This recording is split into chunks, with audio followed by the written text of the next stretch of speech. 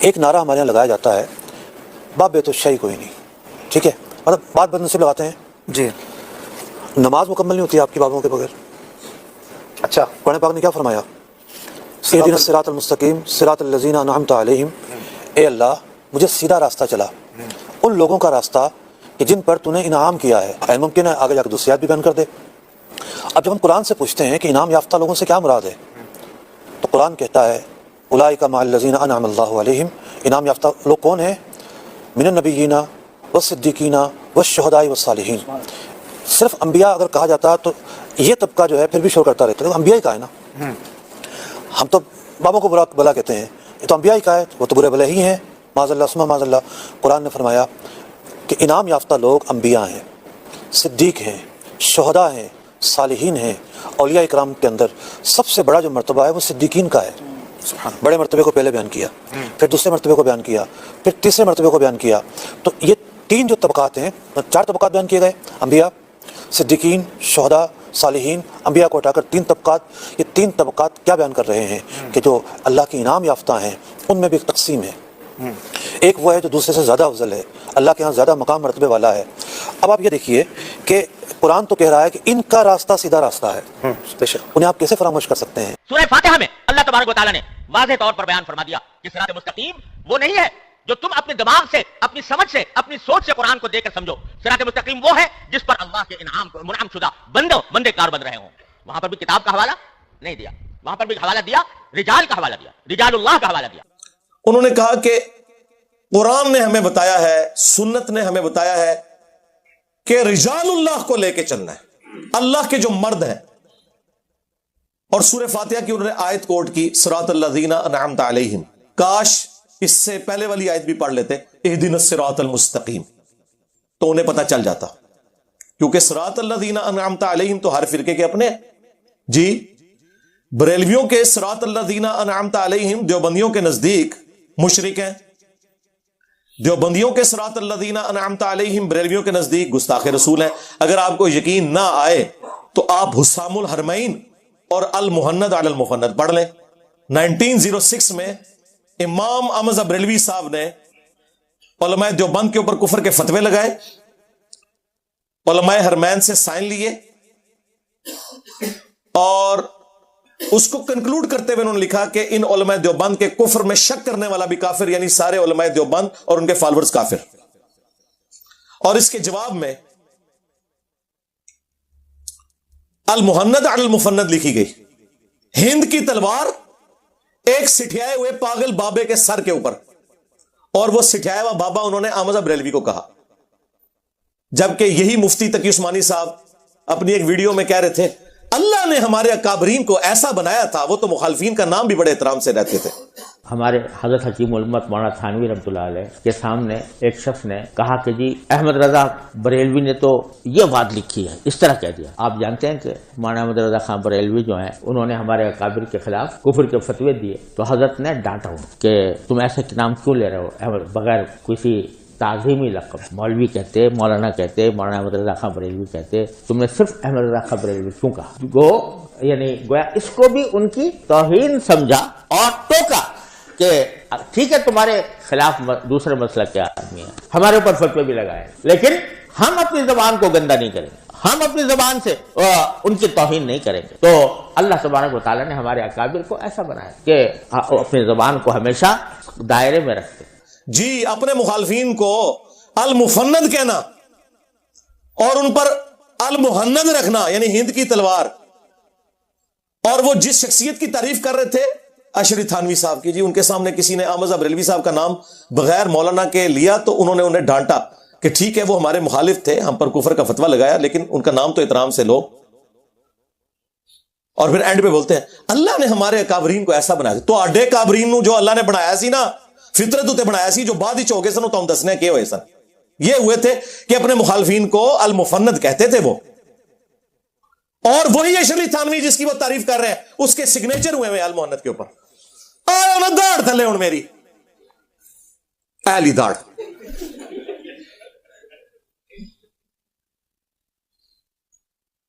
کس کو دھوکہ دے رہے ہو؟ صراط الذین انعمت علیہم، اے تواڈے صراط الذین انعمت علیہم نے اس المہند کتاب میں انہوں نے لکھا کہ احمد بریلوی اور ان کی پوری جماعت ایک شیطانی لشکر ہے جو ہم پہ حملہ آور ہو گیا ہے، جس طرح کے شیاطین انبیاء پر حملہ آور ہوتے تھے، علماء دیوبند رضی اللہ عنہم پر یہ حملہ آور ہوئے ہیں، رضی اللہ عنہم 14ویں صدی کے مولویوں کو. اور اسی کتاب میں انہوں نے اہل حدیث کو، وہابیوں کو کہا یہ خوارج کی ایک جماعت ہے. آج ریال کے چکر میں ایک ہوئے میں، ویسے ہی ایک دوسرے کو یہ سمجھتے ہیں ریٹن میں. تو یہ ہیں جی صراط الذین انعمت علیہم. اور یہ مفتی صاحب ہمیں بتا رہے ہیں کہ جناب حسبنا کتاب اللہ نہ کہو بلکہ رجال اللہ کو پکڑو. کیڑے رجال اللہ؟ انفیہ، دیوبندیہ، آیاتیہ، مماتیہ، بریلویہ، کیڑے؟ ہر فرقے کے اپنے. اور پھر صراط الذین انعمت علیہم کا دھوکہ دیا ہوا ہے. پہلے تو پڑھو اہدنا الصراط المستقیم. اس آیت کو کھا جاتے ہو. اہدنا الصراط المستقیم، اے اللہ ہمیں چلا سیدھے راستے پر. راستوں پر نہیں جی، چاروں ہی حق پہ ہیں. نہیں، حق کا راستہ تو ایک ہے. قرآن میں ہمیشہ گمراہی جو ہے نا وہ جمع کے سیغے سے آئی ہے. من الظلمات الی النور، گمراہیوں کے اندھیروں سے روشنی کی طرف. روشنی سنگولر کے سیغے میں، انوار نہیں آیا، نور. یہاں تم نے جو ہے وہ اماموں کے نام کے اوپر فرقے بنا دیے. اماموں بیچاروں کو تو پتہ ہی نہیں ہوگا کہ تم نے کیا کیا. جس طرح جیزس کرائسٹ کے ساتھ کرسچنز نے کر دیا. جیزس کرائسٹ تو وجیہن فی الدنیا والآخرہ ومن المقربین ہے. الحمدللہ تم لوگوں نے یہ کام کیا. تو اہدنا الصراط المستقیم کی ڈیفینیشن تمہارے بابے کریں گے یا اللہ کے محبوب علیہ السلام کریں گے؟ ہاں، یا اللہ کے رسول کے ساتھ غداری کرنے والے لوگ کریں گے؟ تو آؤ اللہ کے نبی سے پوچھ لو. مسند احمد میں حدیث ہے، مشکات میں بھی موجود ہے، سنن دارمی میں بھی موجود ہے، سنن ابن ماجہ میں موجود ہے، کئی حدیث کی کتابوں میں، کہ نبی علیہ السلام نے زمین پہ ایک سیدھی لکیر کھینچی اور اس کے دائیں بائیں ٹیڑھی لکیریں کھینچی اور پھر سیدھی لکیر پہ یوں انگلی رکھ کے کہا وَأَنَّ هَذَا صِرَاطِي مُسْتَقِيمًا، اور یہ کہ یہ میرا سیدھا راستہ ہے، صراط مستقیم. فَاتَّبِعُوهُ، پس اسی کی پیروی کرو. وَلَا تَتَّبِعُوا السُّبُلَ، اور ارد گرد کے راستوں کی پیروی نہ کرنا، وہ تمہیں اللہ کے راستے سے بہکا دیں گے. یہ وہ چیز ہے جس کی وصیت اللہ تعالیٰ تمہیں کرتا ہے تاکہ تم ڈر جاؤ.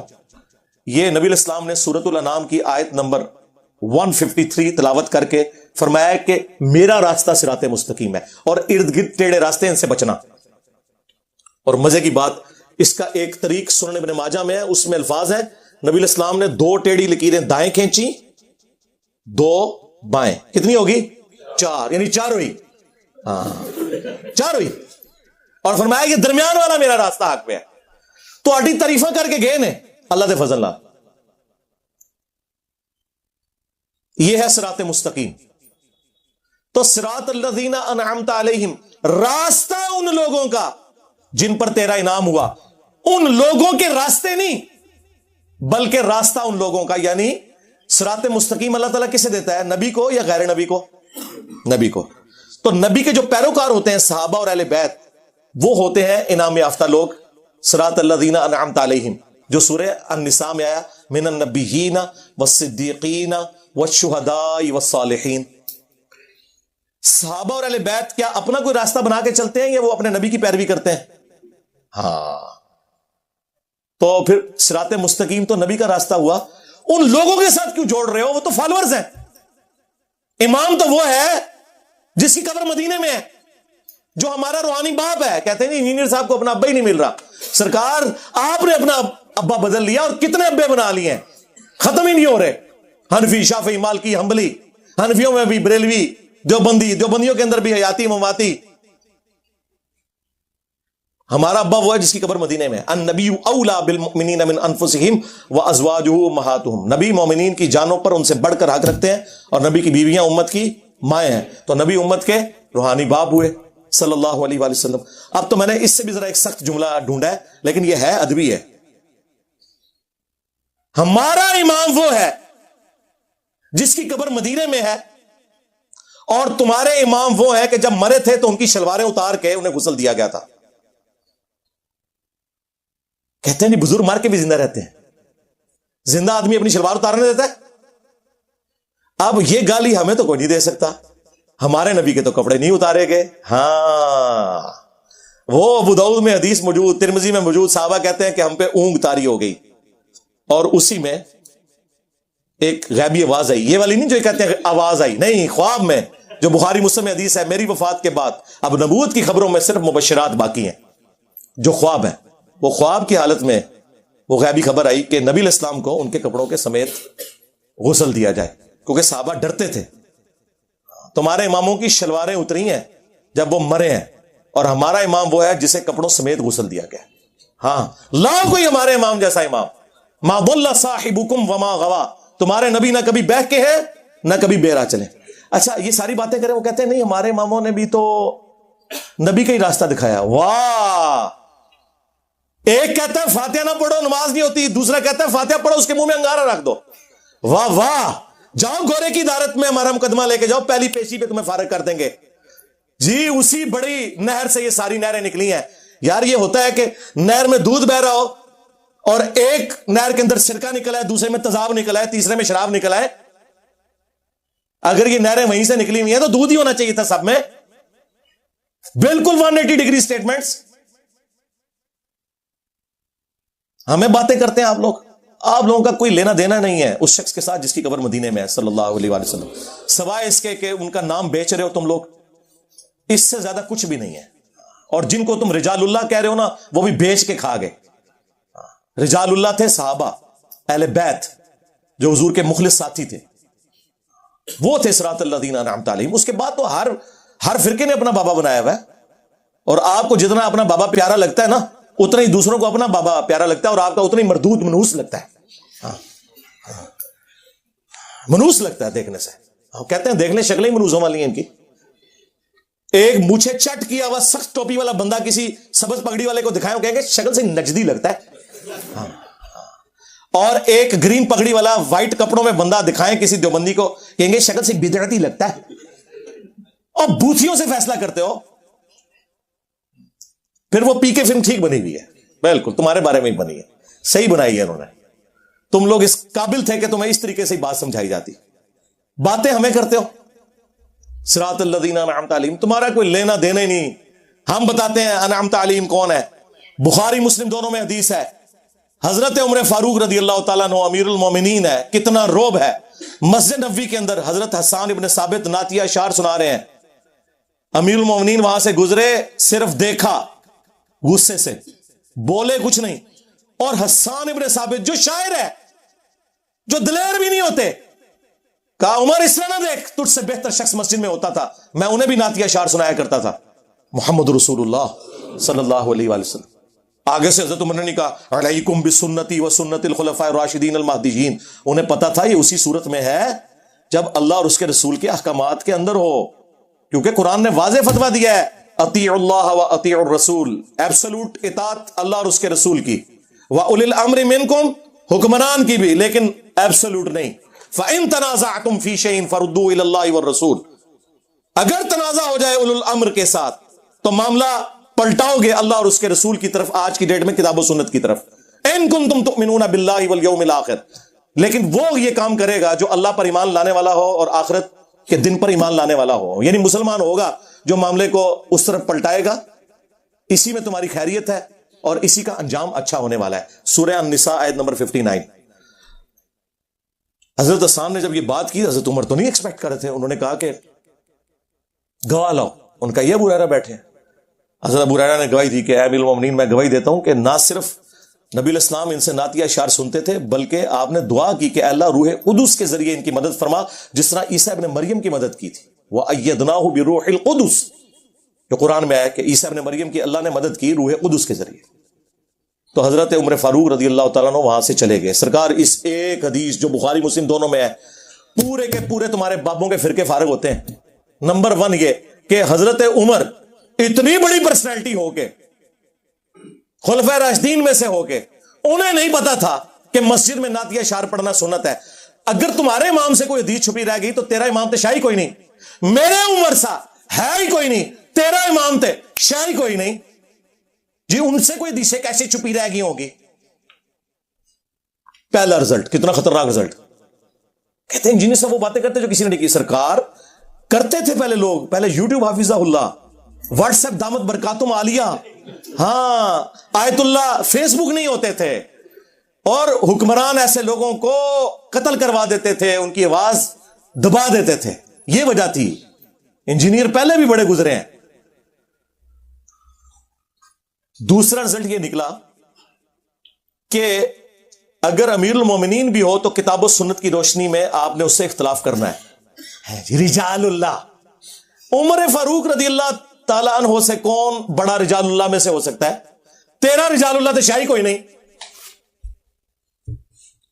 فیصلہ کسے کروایا؟ قرآن و سنت سے.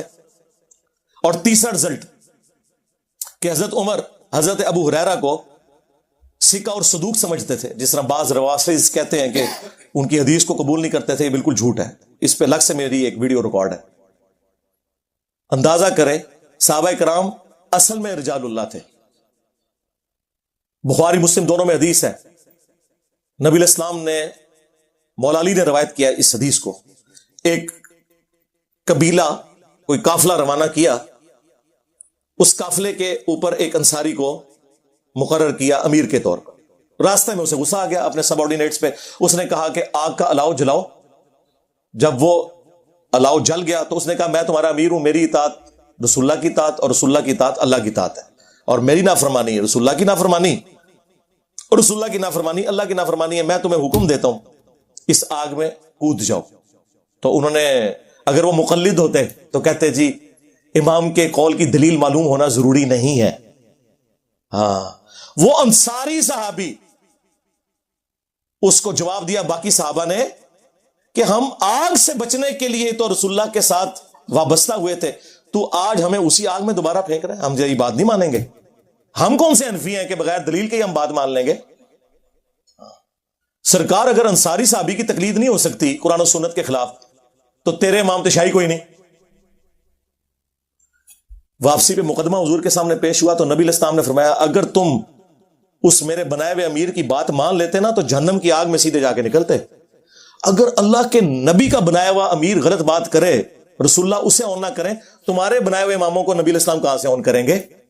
اور دوسری بات, جس امام مہدی نے قرب قیامت میں تھوڑے سے عرصے کے لیے آنا تھا, اس کا ذکر تو موجود ہے ابو داؤد کے اندر, مسند احمد کے اندر, مشکات کے اندر.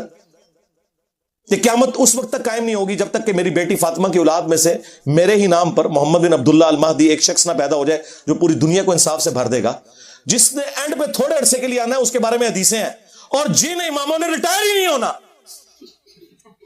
ان کے بارے میں تو ہزاروں حدیثیں ہونی چاہیے تھی. جاؤ کوئی لے کے آؤ. کوئی بھی نہیں. وہ تمہارے بنائے ہوئے امام ہے اور ان کا بھی کوئی قصور نہیں ہے, ذہن میں رکھیے گا. انہوں نے کبھی کلیم نہیں کیا. شاہ ولی اللہ دہلوی نے حجت اللہ البالغہ میں تقلید کو اس امت کی تباہی کی سب سے بڑی وجہ بتایا, لیکن حنفیوں کو سلیکٹو سٹڈی کروائی جاتی ہے. انہوں نے یہاں تک لکھا ہے کہ اماموں کی تقلید نے امت میں گمراہی کا دروازہ کھولا ہے, اندھی تقلید نے. انہوں نے یہاں تک حجت اللہ البالغہ میں لکھا ہے کہ اماموں نے تو خود فرمایا تھا کہ اگر ہمارے قول کی دلیل معلوم نہ ہو تو آپ نے اس پہ عمل نہیں کرنا. امام حنیفہ کا قول, شافعی کا, مالک کا, ام بن حنبل کا, امام مالک کا وہ قول نقل کیا ہے کہ رسول اللہ کے علاوہ کوئی ایسا شخص نہیں کہ جس کی ہر بات مقبول ہو اور کوئی بات مردود نہ ہو, اور رسول اللہ کے علاوہ کوئی اور ایسا شخص نہیں صلی اللہ علیہ وآلہ وسلم کہ جس سے اختلاف نہ ہو سکے سوائے نبی علیہ السلام کے جن کی قبر مدینے میں ہے. یہ شاہ ولی اللہ نے نقل کیا ہے اس کے اندر. اور یہ اپنے آپ کو کہتے ہیں شاہ ولی اللہ حنفی تھے. شاہ ولی اللہ تو تھوڑی منجی ٹھوک کے گئے نا, سارے نے منجیاں ٹھوکی ہیں لیکن وہ کتابیں لکھیاں رہ گیا. انجینئر صاحب اس لیے بدنام ہوئے ہیں کہ وہ لا کے آپ کے سامنے رکھ دیے انہوں نے.